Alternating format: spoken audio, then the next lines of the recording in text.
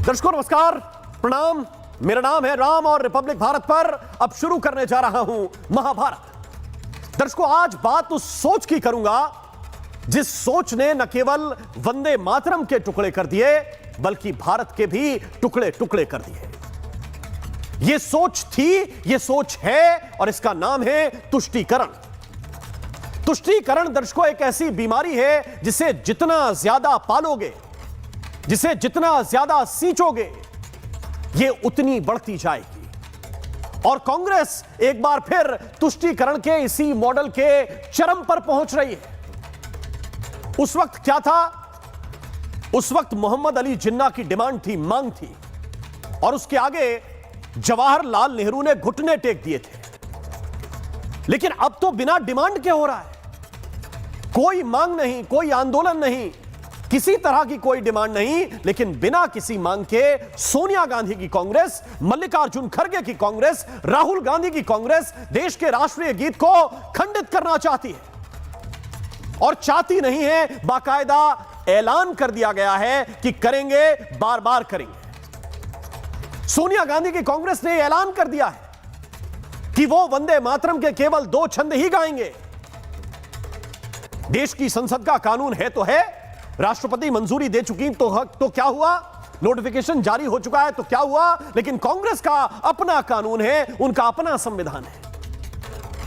और कांग्रेस का संविधान देश के संविधान से, देश के कानून से बड़ा हो गया है। मानो यह स्पष्ट रूप से ऐलानिया कह दिया गया है कि कांग्रेस के संविधान के सामने देश का संविधान कुछ भी नहीं, देश की संसद द्वारा पारित कानून की हैसियत कुछ भी नहीं। और यह क्यों हो रहा है? यह क्यों हो रहा है? क्योंकि देश के कुछ कट्टर मुसलमानों को इनको खुश करना है। कुछ चुनिंदा, देश के सारे मुसलमानों को नहीं, सिर्फ उस सोच के मुसलमानों को जो जिन्ना की सोच पर चलते हैं। इमरान मसूद जैसे नेताओं को खुश करना है, ओवैसी जैसे कुछ मुसलमानों को खुश करना है। और इनकी सोच क्या है? यह संविधान सभा का पास किया हुआ वंदे मातरम आज भी नहीं गाते हैं। वो ना गाते हैं ना गाएंगे। वो तो कहते हैं कि हमारे गर्दन पे छुरी रख दो, हम नहीं गाएंगे। तब तो यह 6 छंद और 2 छंद वाला कोई प्रॉब्लम ही नहीं था, क्योंकि कांग्रेस जिस वंदे मातरम को गाती आई है, यह तो वो वाला भी नहीं गाते। यह कांग्रेस के सांसद हैं इमरान मसूद, लेकिन कहते हैं ना मैं पहले गाता था ना आगे गाऊंगा। मैं तो कहीं से कहीं तक नहीं गाता, कहीं से कहीं तक नहीं गाऊंगा। जिसे तब तक पूरा गाया जाता रहा वंदे मातरम को, जब तक कि जिन्ना और उनकी मुस्लिम लीग ने खुलकर इसका विरोध नहीं किया। जवाहरलाल नेहरू के कुछ पुराने पत्र सार्वजनिक हैं। एक पत्र जो 6 अप्रैल 1938 का है, एक चिट्ठी है ये। नेहरू ने जिन्ना के पत्र के जवाब में कुछ जवाब लिखे। उसमें क्या बताया गया? उसमें स्पष्ट रूप से कहा गया कि भाई वंदे मातरम को पूरा देश 30 साल से गा रहा है। 30 साल से ज्यादा हो गए इस गीत को हम गा रहे हैं। 38 की बात हो रही है, यानी 1903 से ये खुद कबूल कर रहे हैं कि 1903, 1905, 1908 से लगातार पूरा देश गा रहा है, क्रांति का नारा बनकर गा रहा है। और ये नेहरू ही लिखते हैं कि इसमें धार्मिक तो कुछ है ही नहीं, कुछ भी रिलीजियस नहीं है, लेकिन फिर भी आपका सेंटिमेंट है जिन्ना, तो हम उसको ध्यान में रखकर कांग्रेस ने यह तय किया है कि अब से इसके 2 पैराग्राफ ही गाए जाएंगे। और हैरानी इस पर उन्होंने जताई, इसी चिट्ठी में हैरानी इस बात की है, यह आश्चर्यजनक है कि 2 पैराग्राफ का भी विरोध कर रहे हैं। तो दर्शकों में जो बात अभी कह रहा था कि जो अपने मजहब के कट्टर हैं, जिनको यह घुट्टी घोलकर पिलाई गई है कि आप कुछ भी गा देंगे तो वो मजहब के विरुद्ध चला जाएगा, जो कट्टर हैं वो ना तो 6 छंद गाते थे ना वो 2 छंद गा रहे हैं। क्योंकि संविधान सभा ने, नेहरू ने, सबने मिलकर यह तय किया कि 2 ही छंद गाए जाएंगे। बताइए क्या आप 2 छंद गवा पाए? और जो राष्ट्र को सर्वोपरि मानते हैं वो 2 भी गा रहे थे और 6 भी गा रहे थे। सवाल यह है कि आपको अब किसको खुश करना है? पहले तो किसको खुश करना चाहते थे वो तो स्पष्ट हो गया है, क्योंकि जिनको खुश करने के लिए आपने वंदे मातरम काटकर आधे से भी कम कर दिया, क्या उन्होंने यह गीत कभी गाया? क्या कभी गुनगुनाया? उल्टा उस सोच के लोग देश को काटकर चले गए, वो पाकिस्तान बनाकर चले गए। जिनको खुश करने के लिए नेहरू ने यहां तक कह दिया, उसी चिट्ठी का सवाल नंबर 7 का 7वां उत्तर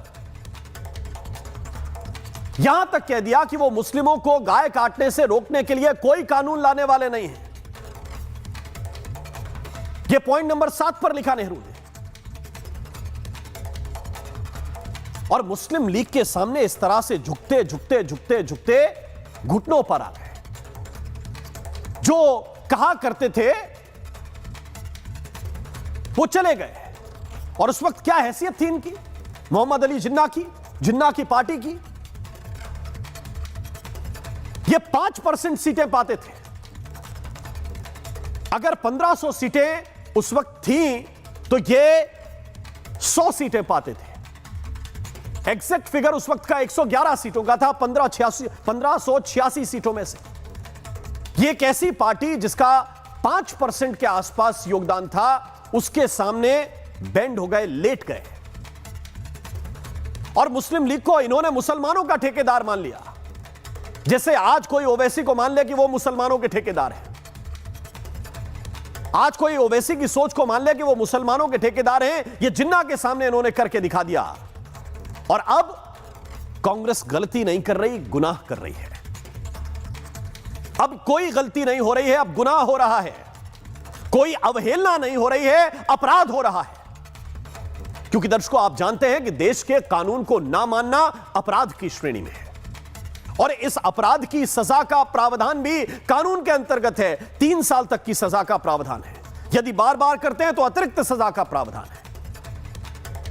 लेकिन जिनके दिमाग पर मुसलमान मतलब कांग्रेस, कांग्रेस मतलब मुसलमान का वो फितूर सवार हो, उनको कौन समझाए यह बात? जिनके दिमाग पर मुसलमान मतलब कांग्रेस, कांग्रेस मतलब मुसलमान वाला फितूर सवार हो गया हो, उनको यह बात कोई नहीं समझा सकता कि राजनीति कभी राष्ट्रनीति से ऊपर नहीं हो सकती। और राष्ट्रनीति राष्ट्रीय प्रतीकों का कभी अपमान नहीं कर सकती। अगर कोई चलते राष्ट्रगीत को रोकने की कोशिश करेगा तो उसको आप क्या कहेंगे? कोई भी राष्ट्रनीति चलते हुए राष्ट्रगीत को रोकने का प्रयास नहीं कर सकती। और वो गीत जो हर देवी देवता, हर भगवान, हर मंदिर में केवल भारत को देखता हो, केवल भारत माता को देखता हो, देश की हर वस्तु, हवा, पानी, पहाड़, नदी, मैदान, समंदर, जहां केवल और केवल भारत के वैभव का दर्शन हो, उस राष्ट्रीय गीत को अपमानित करने का परिणाम क्या होगा? आज चर्चा इसी पर करूंगा, लेकिन पहले एक छोटी सी रिपोर्ट आपको दिखाता हूं।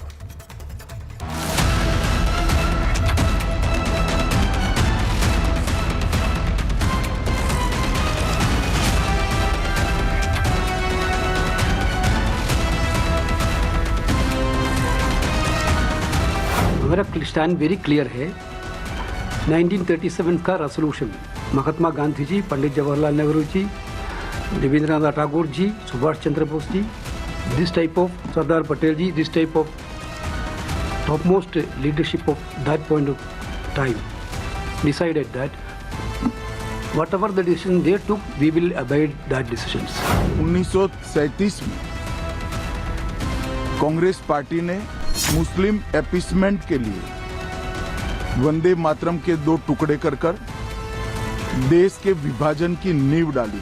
देश फिर से विभाजन के कगार पर पहुंच जाए, हिंदू और मुस्लिम के नाम पर, बौद्ध सिख ईसाई के नाम पर हो जाए, इसको आप राहुल गांधी जी को जिन्ना का वंशज या वारिस नहीं कहेंगे तो क्या कहें? और ये जनता को सोचने समझने वाली बात है कि किस तरह की राजनीति कांग्रेस करती है। कांग्रेस पार्टी के एक नेता नहीं, 1 लाख छोटे बड़े नेताओं के नाम आएंगे देश की आज़ादी के लिए, लड़ाई के लिए, देश की स्वतंत्रता में अपने योगदान के लिए।